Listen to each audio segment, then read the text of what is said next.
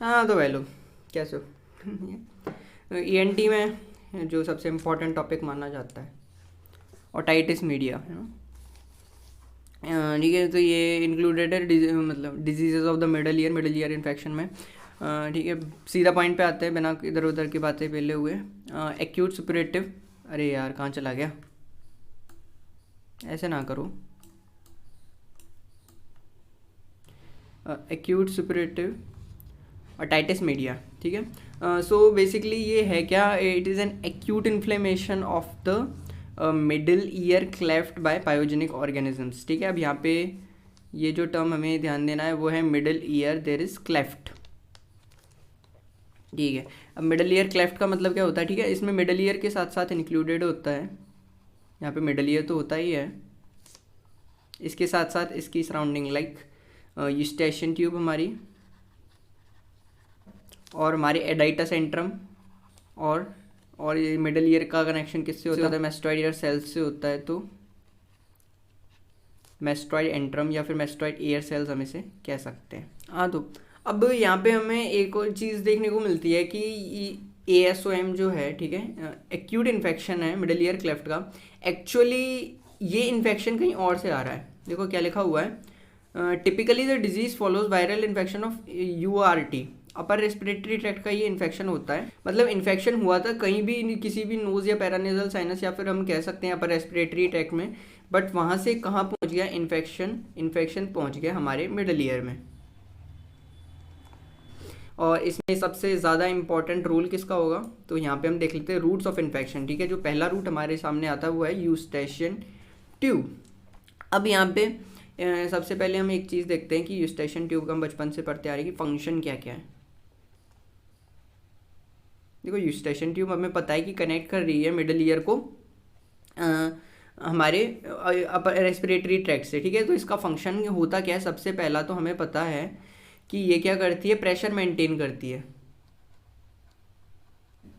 दूसरा काम ये करती है कि इट ड्रेन्स द सीक्रेशन। ये बहुत ज़्यादा इंपॉर्टेंट काम है कि मिडल ईयर में जो भी सीक्रेशन होते हैं तो इनको ये क्या कर लेती है, ड्रेन कर लेती है। ठीक है, अब सीक्रेशन ड्रेन जब ये कर सकती है तो साथ साथ में क्या कर सकती है, इन्फेक्शन भी ला सकती है, और वही होगा यहाँ पे किसमें, ASOM में। So this is why we say कि eustachian tube is the most common route of infection in ASOM। अब यहाँ पे हम एक और चीज़ देखते हैं कि ये जो इन्फेक्शन है, ठीक है, अब मोर कॉमनली यहाँ पे होता है इन्फेंट्स में। ठीक है, यहाँ पे लिख भी रहा है, it is more common specially in infants and children of lower से socio economic age groups whatever. ठीक है, तो यहाँ पे पहले तो हम ये लिख लेते हैं अलग से कि इन्फेंट्स में क्या है, ज़्यादा कॉमन है। अब फिर से हमारे भेजेगा वही सवाल, इन्फेंट्स में ज़्यादा कॉमन है लेकिन क्यों है? In infants Eustachian tube adults के कंपैरिजन में हॉरिजॉन्टल होती है, मोर हॉरिजॉन्टल एंड शॉर्टर भी होती है, और क्या होती है, वाइडर होती है। ठीक है, तो यहाँ पे इन्फेक्शंस को रीच करने के लिए ज़्यादा अपॉर्चुनिटी मिल जाती है एक नैरो टनल के कंपैरिजन में जो कि मोर वर्टिकल है। ओके, ऐसे ही किसी भी इन्फेंट को यदि ब्रेस्ट फीडिंग जब या फिर जो भी मिल्क फीडिंग है कराई जाती है, तो यदि वो हॉरिजॉन्टल पोजीशन में कराई जाती है तो उसमें भी चांस रहते हैं कि जो फ्लूइड है या फिर जो हमारा मिल्क है वो क्या रीगर्जिटेट करके माउथ के थ्रू मिडल ईयर में पहुंच जाएगा यदि हॉरिजॉन्टल पोजीशन में कराई जाती है। इसलिए PSM में हम देखते भी हैं कि मिल्क फीडिंग कराते टाइम क्या करना चाहिए, जो चाइल्ड को like something like this vertical position में पकड़ना चाहिए और उसकी नेक को सपोर्ट करना चाहिए। ठीक है, वॉट एवर। तो कॉन्सेप्ट हमारे लिए क्लियर हो गया। May be the second route of infection.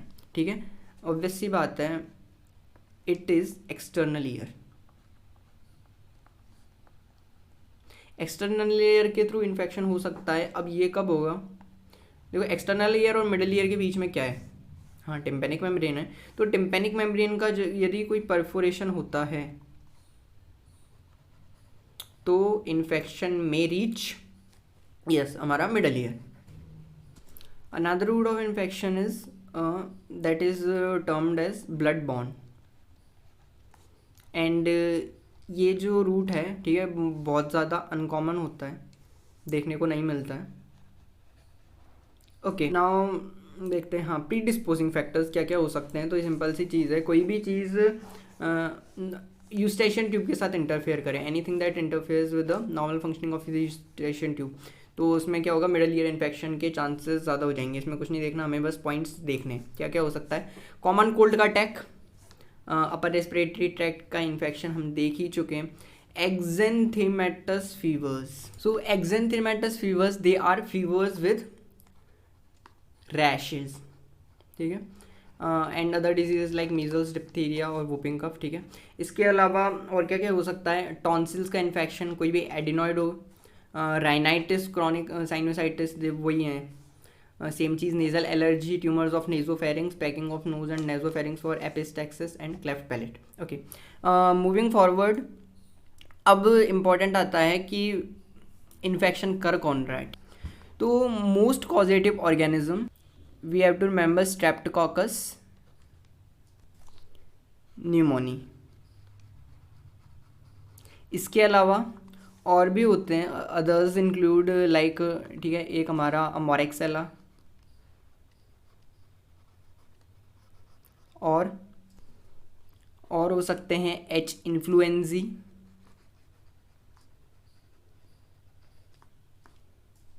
इसके अलावा स्टेफ ऑरियस हो सकता है, स्ट्रैप पायोजन्स हो सकता है, स्यूडोमोनास हो सकता है। So these are all organisms, ठीक है। Most commonly we need to remember strep pneumoniae, ठीक है, that is involve in approximately 30% cases. So now talking about the pathogenesis of the disease, ठीक है, डिजीज़ का क्लिनिकल कोर्स क्या होता है, तो इसकी सिंपल भाषा में हम समझ सकते हैं 4 स्टेजेस होती हैं।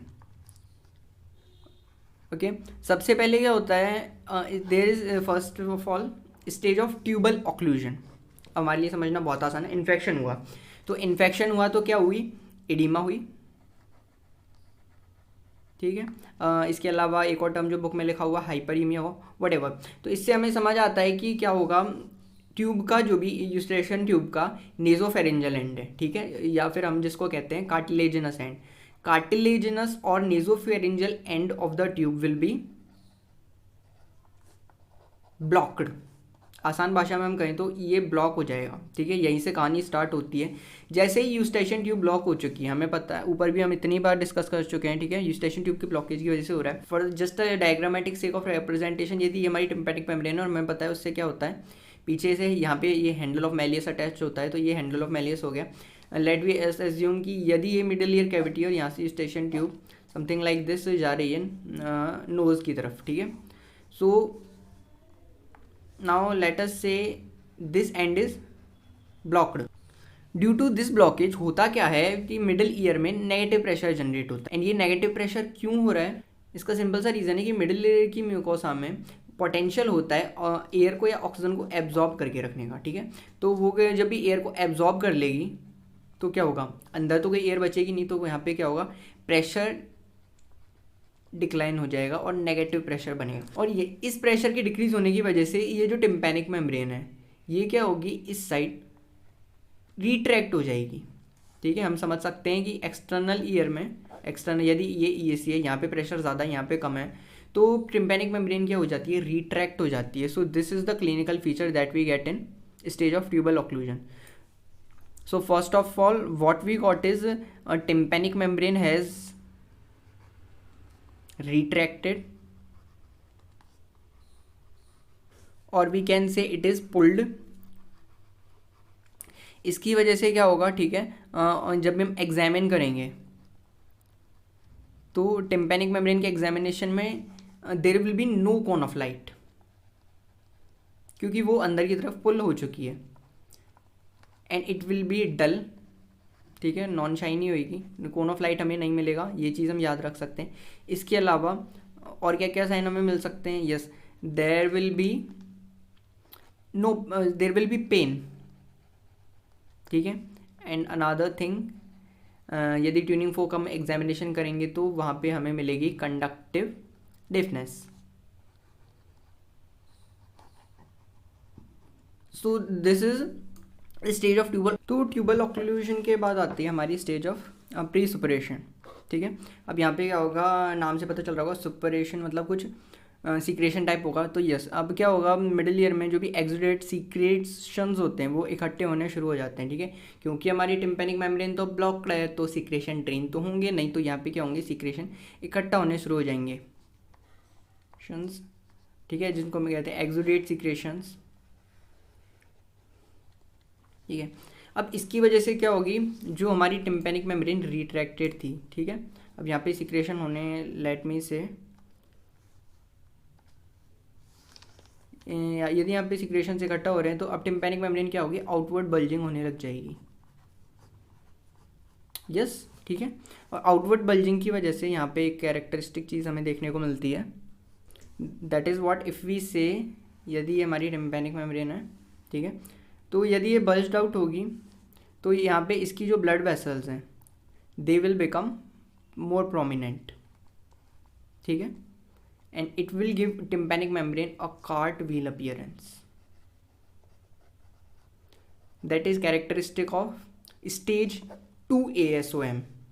Stage 2 ASOM that is called as stage of pre-suppuration, ठीक है, दर्शन कर लेते हैं इसके, ठीक है। यहाँ पे हम देख सकते हैं it will be something like this, यहाँ पे ये ब्लड वेसल्स काफ़ी सारी प्रोमिनेंट दिख रही हैं, so this is called as cartwheel appearance and it is seen in stage 2 ASOM, okay. Now इसके अलावा क्या होगा, बल्जिंग की वजह से ये टिम्पेनिक मेम्ब्रेन बल्ज होगी तो अब पेन और बढ़ जाएगा।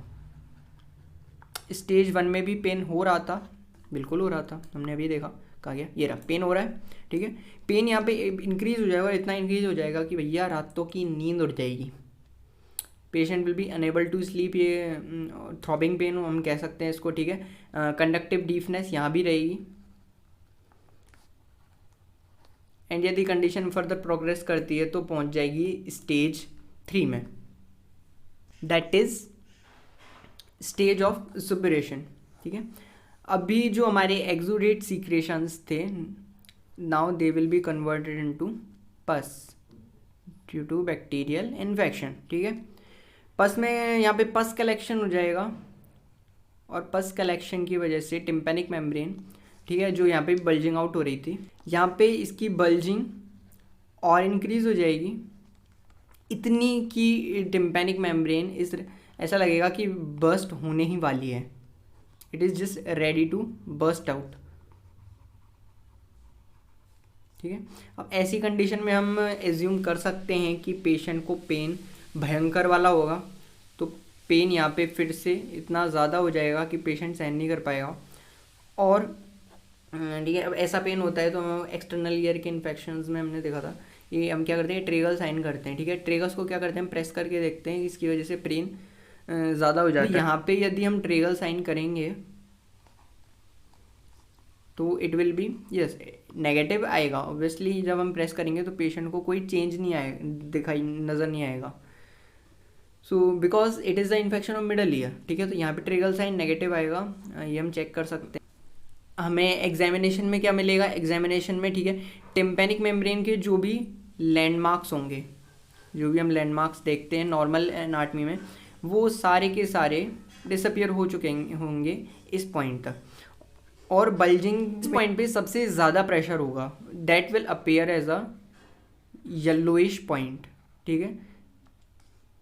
अब जिस पॉइंट पे सबसे ज़्यादा प्रेशर होगा तो ऑब्वियसली उसी के बर्स्ट होने के ज़्यादा चांस हैं, तो इस जगह पे ज़्यादा चांस है कि टिम्पेनिक मेम्ब्रेन बर्स्ट हो जाए, और इसी के साथ आती है हमारी 4th stage, that is stage of resolution. अब क्या होगा, होना कुछ नहीं है, टिम्पेनिक मेम्ब्रेन हमारी बर्स्ट आउट हो चुकी है,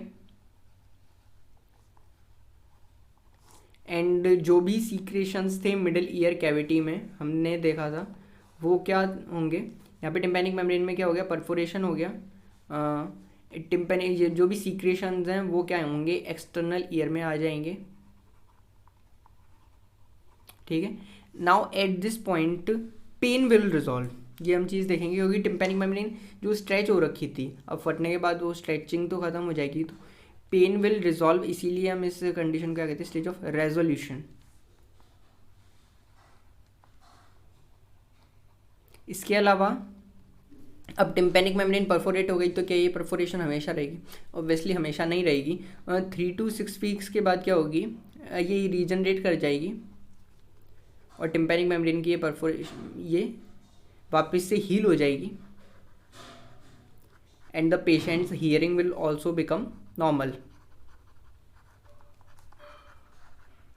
ओके, अब यहाँ पे एक चीज़ है कि जो टिम्पेनिक मेम्ब्रेन हील होगी, जो नई बनेगी, that will be dimeric. Dimeric का मतलब क्या, हमें पता है टिम्पेनिक मेम्ब्रेन में 3 लेयर्स होती हैं, but out of these 3 layers fibrous layer do not regenerate,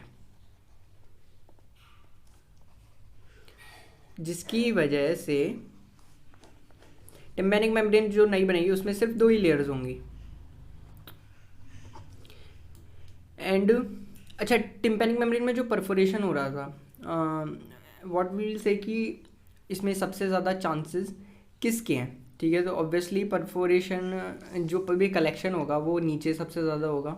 ठीक है, एंड क्योंकि हमारी tympanic membrane tilted like this है, तो परफोरेशन के चांसेस जो सबसे ज़्यादा हैं वो कौन से क्वाड्रेंट में रहेंगे?